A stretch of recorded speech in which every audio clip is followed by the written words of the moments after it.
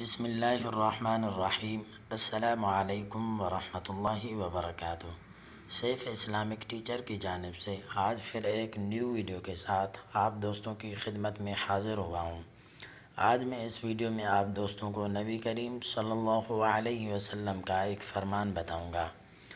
سفارش کرنے والی سورۃ الملک کی فضیلت۔ نبی کریم صلی اللہ علیہ وسلم نے ارشاد فرمایا، قرآن کریم میں ایک سورت ایسی ہے جو 30 آیتوں والی ہے، وہ اپنے پڑھنے والے کی سفارش کرتی رہتی ہے یہاں تک کہ اس کی مغفرت کروا دیتی ہے، اور وہ سورت تبارک الذی بیدہ الملک ہے۔